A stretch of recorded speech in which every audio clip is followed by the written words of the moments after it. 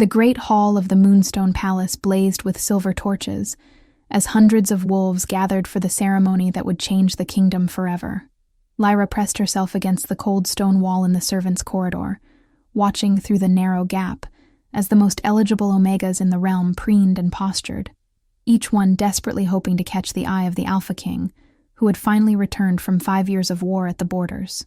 She had no business being anywhere near the main hall, but curiosity had drawn her like a moth to flame, and now she couldn't seem to make herself leave, even though every instinct screamed that she was courting disaster. The Blood Moon ceremony only happened once in a generation, when an unmated Alpha King reached his 30th year and was required by ancient law to choose his queen before the red moon set. And Lyra had spent her entire life hearing stories about how magical and transformative these nights could be, even though she knew none of that magic would ever touch someone like her. She was wolfless, cursed, the lowest of the low in a society that measured worth by the strength of your inner beast and the purity of your bloodline. Her family had been marked 5 generations ago, when her great-great-grandfather had been convicted of treason against the crown, accused of poisoning the king's wells during a time of drought and famine. The sentence had been brutal and absolute, a curse woven by the most powerful witches in the kingdom that ensured every child born of that bloodline would be Omega and wolfless, unable to shift, unable to truly belong to the pack in the way that mattered most. They were forbidden from holding positions of authority, from owning land, from marrying into any family above the servant class, and most devastatingly, they were explicitly forbidden by law from being chosen as mates by any alpha ranked beta or higher. The punishment was designed to be hereditary, to ensure that the shame of one man's crimes would echo through generations. And Lyra had grown up understanding that she was paying for sins committed long before she was born. She lived in the Omega quarters on the outskirts of the Packlands, a collection of run-down cottages where the lowest-ranked wolves eked out existences doing the work nobody else wanted. Lyra cleaned the palace stables, mucked out stalls, hauled water, and tried to make herself invisible, because visibility meant cruelty in a world that had already decided she was worth less than nothing. The other Omegas at least had their wolves, could shift and run under the moon, could feel the pack bonds that connected them to something larger than themselves. Lyra had only silence in her head where her wolf should be, an emptiness that ached like a missing limb, and the constant weight of knowing she would never be anything more than what she was right now. She was 23 years old, and she had never been touched with gentleness, never been looked at with anything but disgust or pity, never allowed herself to dream about the mate bond that everyone said was the most profound connection a wolf could experience. The massive oak doors at the entrance swung open, and the crowd fell into reverent silence as Alpha King Kale entered the hall. Lyra's breath caught in her throat as she watched him move through the parted sea of wolves, his presence so commanding that it seemed to pull all the light in the room toward him. He was tall and broad-shouldered with dark hair that fell to his collar, and eyes that gleamed gold even in his human form. And there was something almost predatory in the way he carried himself, a lethal grace that spoke of countless battles won and enemies vanquished. He had left 5 years ago as a prince, determined to end the border wars that had plagued the kingdom for decades, and he had returned as a legend, having united 3 hostile territories under his banner and brought peace to lands that had known nothing but violence for generations. The scars on his hands and the hard set of his jaw told stories of the price he had paid for that peace, and Lyra found herself unable to look away, even though she knew she should. The master of ceremonies stepped forward, his voice booming through the hall as he explained the sacred nature of what they were about to witness. The Alpha King would walk among the unmated Omegas of appropriate standing, and if the goddess willed it, the mate bond would ignite, and the king would claim his queen before the blood moon set. It was destiny. It was divine. It was the foundation upon which their entire society was built. And every Omega in that room understood that being chosen would mean ascending to the highest position in the kingdom, wielding power and influence beyond anything they had dreamed possible.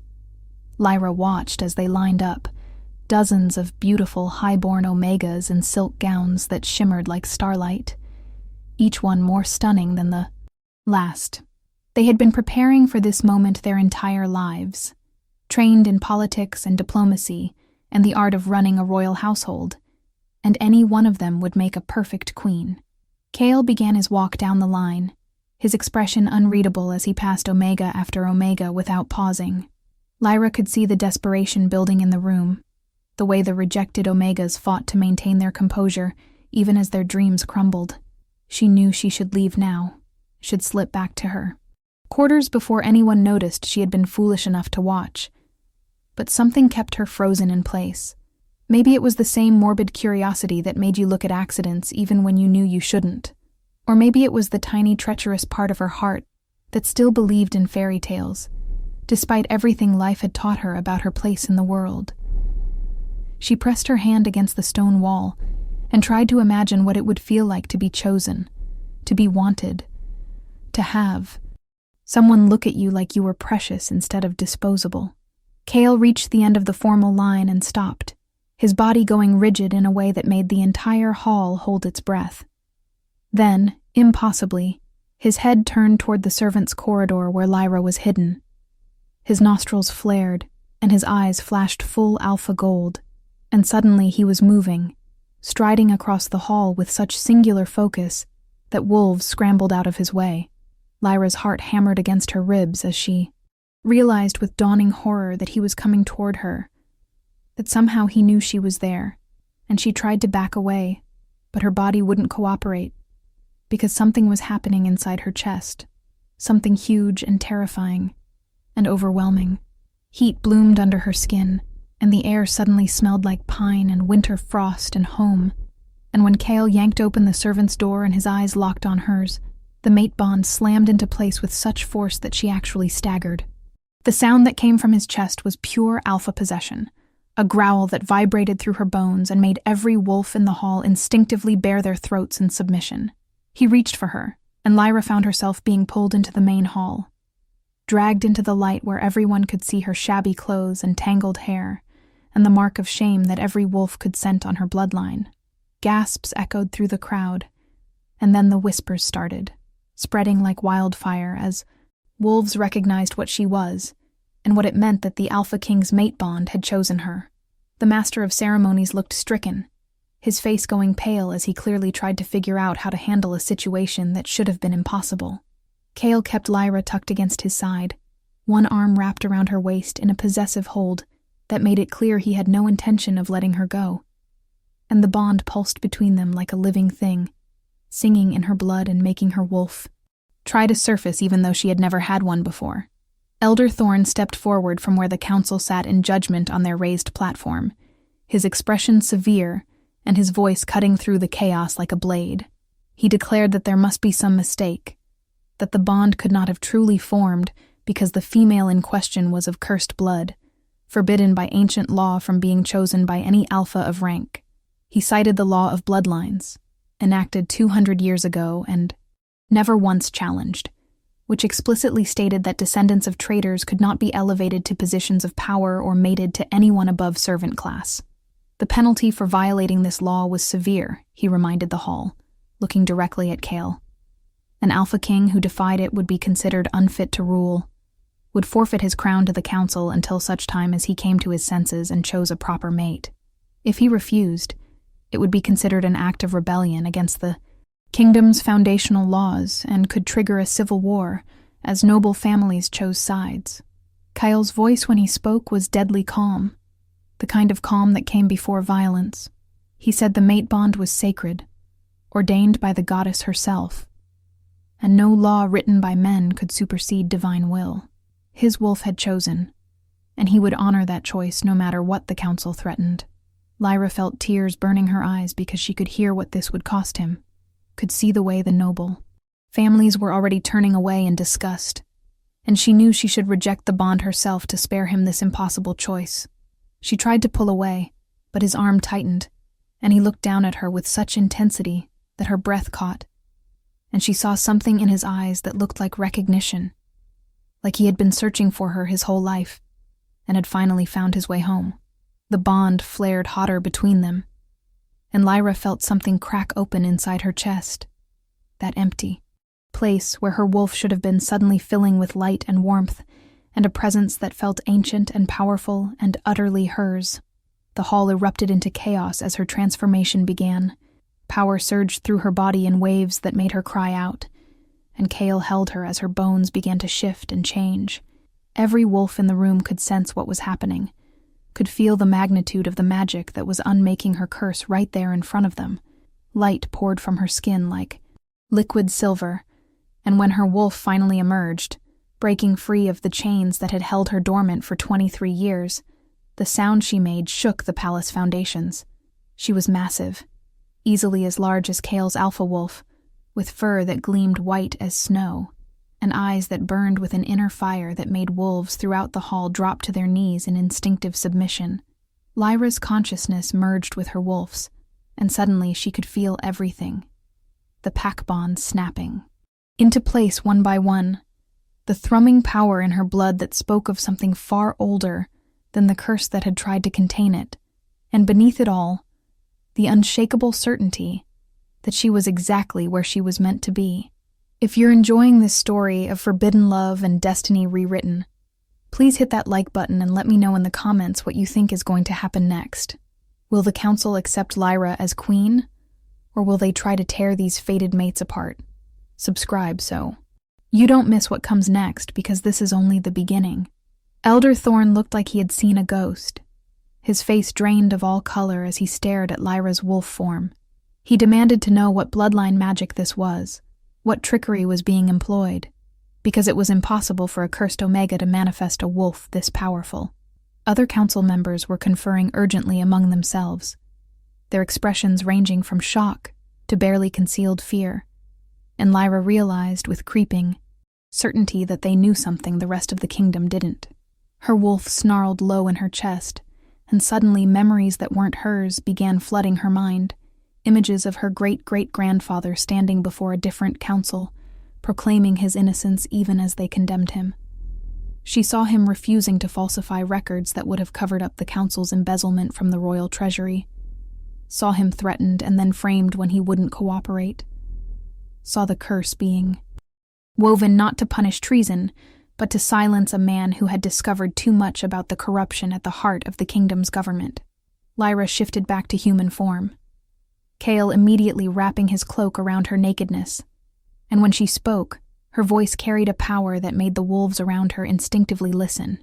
She told them what her wolf had shown her, the truth that had been buried for 5 generations. Her ancestor had been the king's accountant, responsible for tracking this kingdom's finances, and he had discovered that council members were systematically stealing from the treasury and blaming shortages on drought and poor harvests. When he had threatened to expose them to the king, they had acted first, poisoning the wells themselves and framing him for it. The curse had been their insurance policy, ensuring that his descendants would be too powerless and despised to ever investigate their family history or question the official story. They had turned one honest man's entire bloodline into a cautionary tale about the price of treason. And for 200 years, everyone had believed the lie.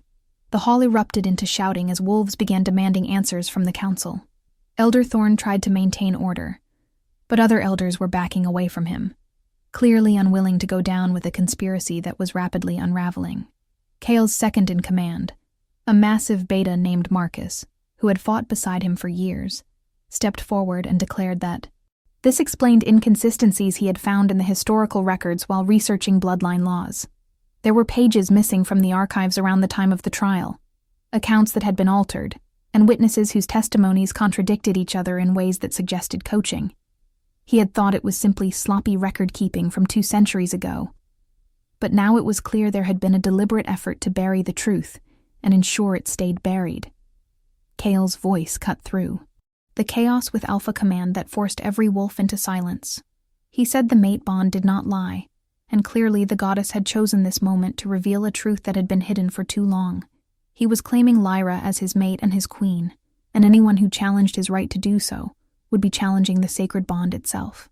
Furthermore, he was ordering an immediate investigation into the council's activities, both historical and current, because if they had been corrupt 200 years ago, there was no reason to believe that corruption had not continued. He was suspending the law of bloodlines pending that investigation, and he was offering full pardons and restoration of rights to every living descendant of the cursed bloodline. The injustice done to Lyra's family would not stand for another day, not while he had breath in his body and the power to change it. Elder Thorne made one last desperate attempt to maintain control, declaring that Cale was overstepping his authority and that only the council could overturn laws they had enacted.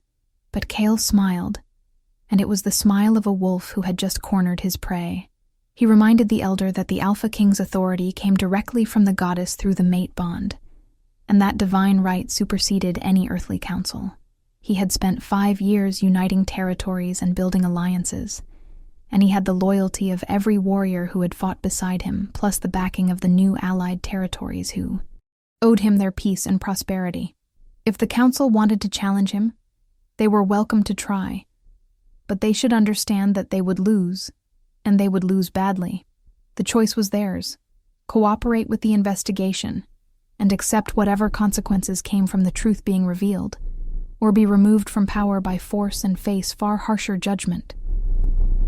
The council chambers emptied quickly after that as elders scrambled to distance themselves from Thorne and the others who had clearly been involved in the conspiracy.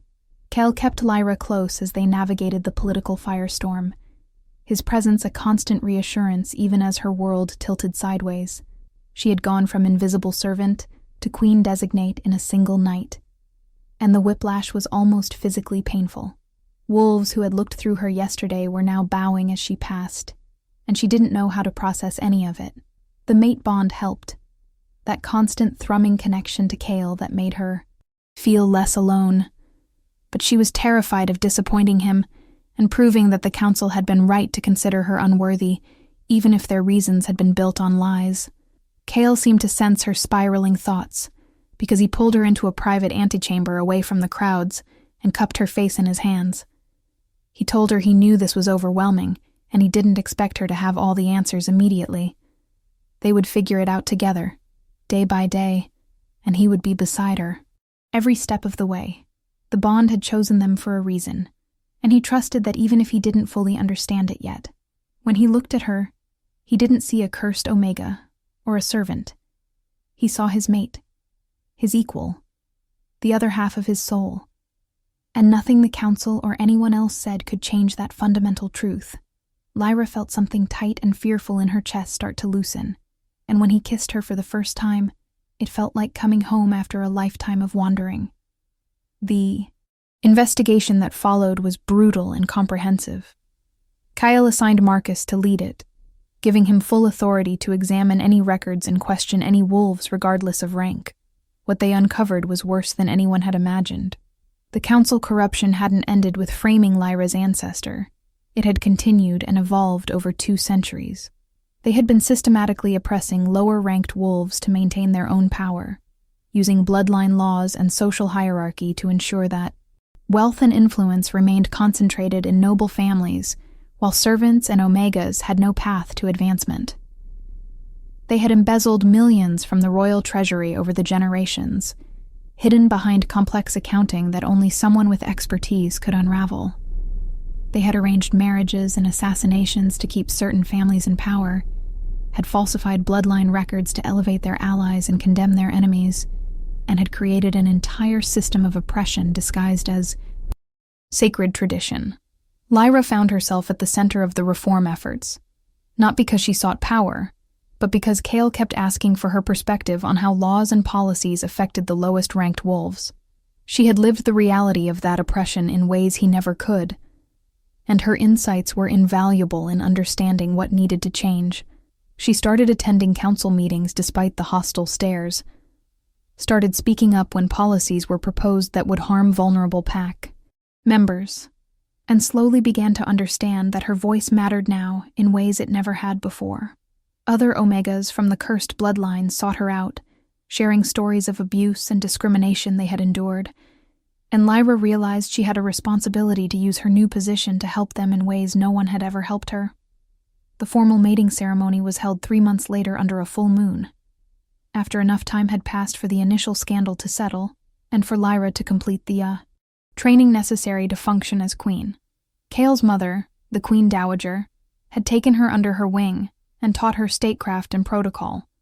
And while the older woman's initial reception had been cool, she had warmed considerably once she saw how devoted Kale and Lyra were to each other and how seriously Lyra took her new responsibilities. The ceremony was beautiful and emotional, with wolves from all ranks attending in a deliberate statement that the old hierarchies were being dismantled. When Kale marked her and she marked him in return, the bond solidified into something unbreakable and eternal, and Lyra felt her wolf surge with joy at finally being completely claimed by her mate. The reforms they implemented were sweeping and controversial. They abolished the bloodline laws that had prevented lower-ranked wolves from advancing, created educational opportunities for Omegas who had been denied training, and implemented oversight mechanisms to prevent council corruption. They redistributed land that had been illegally concentrated in noble families, compensated descendants of wolves who had been wrongly convicted or cursed, and established a truth and reconciliation process to address historical injustices. Not everyone was happy about the changes. Noble families who had benefited from the old system fought back through legal challenges and political maneuvering. But Kale had the backing of the warrior class and the common wolves who vastly outnumbered the nobility, and gradually the resistance crumbled. Lyra's role evolved from figurehead queen to genuine political force. She established programs to help abused Omegas escape dangerous situations, created job training initiatives, and worked to change cultural attitudes about worth and hierarchy that were deeply embedded in wolf society.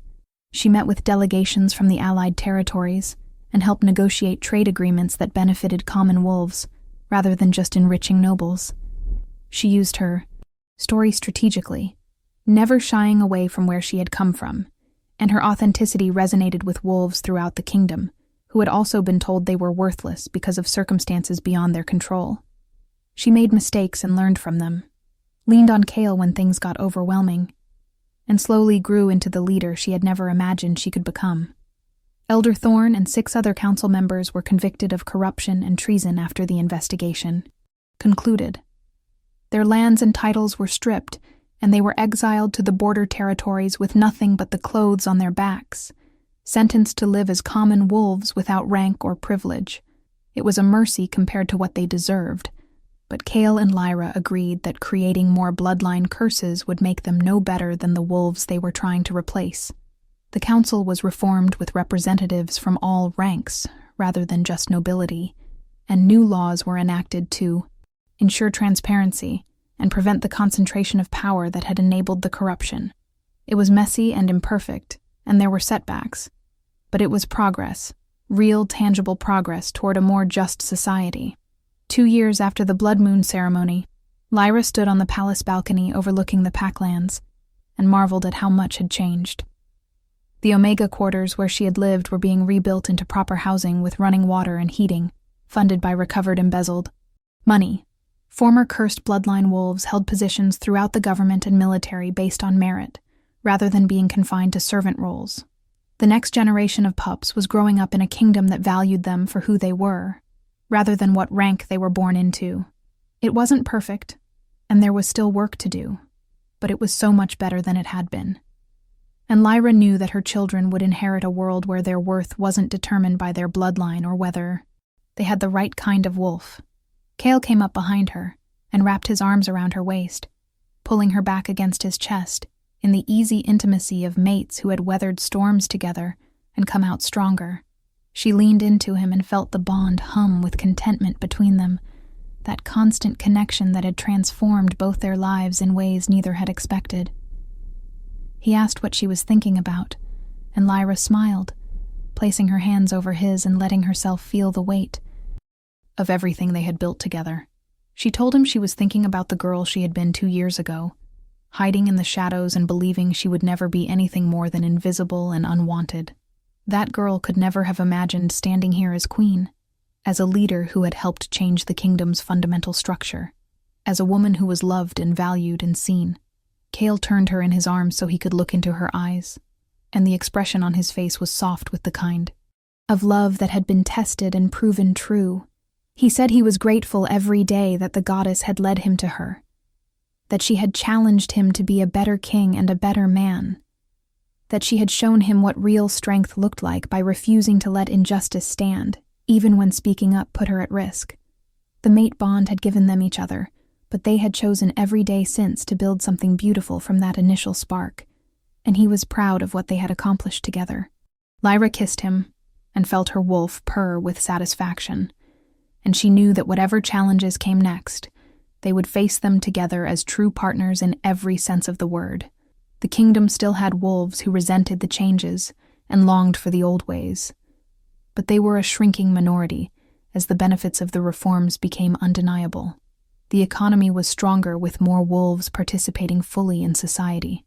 The military was better trained and more diverse, and the allied territories remained stable and prosperous under the new trade agreements. Other kingdoms were watching their experiment with interest, some with approval, and others with concern about revolutionary ideas spreading to their own lands. Lyra knew they had become a symbol of something larger than themselves, proof that change was possible even in societies built on ancient traditions and rigid hierarchies. It was a heavy responsibility, but she no longer felt crushed by it, because she had learned that she was strong enough to carry it and wise enough to ask for help when she needed it. I hope you loved this story about defying unjust laws and building something better from the ashes of corruption. If this resonated with you, please take a moment to like this video and share your thoughts in the comments about what part of Lyra and Kale's journey moved you most. Don't forget to subscribe for more supernatural romance stories about strong characters who refuse to accept the limitations society tries to place on them, because there are so many more tales to tell. The epilogue comes 5 years after that blood moon ceremony that changed everything. Lyra is heavily pregnant with twins, a boy and a girl whose wolves they can already sense are going to be powerful and spirited. She sits in the council chambers reviewing legislation that will establish universal education for all pack pups regardless of rank, and she thinks about how her children will grow up in a world she and Kale fought to create. They will never know what it feels like to be dismissed as worthless because of their bloodline. Will never have to hide in the shadows watching others live the lives they are forbidden to dream about. Kale enters the chamber and immediately goes to her, his hand resting on her swollen belly as the twins kick vigorously in response to their father's presence. He tells her that the last of the exiled council members has been spotted trying to return to the kingdom, spreading sedition and trying to rally support for a return to the old ways. Lyra's expression hardens, because she knows that the fight to maintain the reforms they have implemented will never truly end, that there will always be wolves who prefer the comfort of familiar oppression to the uncertainty of real equality. But she also knows they are ready for whatever comes, because they have built something worth protecting, and they have the support of the vast majority of wolves who are thriving under the new system. She tells Kale to increase border patrols and to make sure their intelligence network is monitoring for any signs of organized resistance. Then she returns to reviewing the education legislation, because that is the real battle, ensuring that the next generation grows up with different values and expectations, so that the old prejudices die out rather than being passed down. Kale kisses her temple and settles beside her to help review the documents, and their wolves twine together contentedly in their minds, as they work side by side to build the future they want for their children and their kingdom. The curse that was meant to destroy Lyra's bloodline has been broken. The corruption that poisoned the kingdom for centuries has been exposed and rooted out, and two wolves who should never have found each other have built an unshakable partnership that will echo through generations to come. The lowest Omega became a queen, not through destiny alone, but through courage, compassion, and the unwavering belief that every wolf deserves to be valued for who they are, rather than what circumstances dictated they should be. And in the end, that belief transforms not just 2 lives, but an entire kingdom, proving that real change begins when someone refuses to accept that this is just the way things have to be and dares to imagine something better.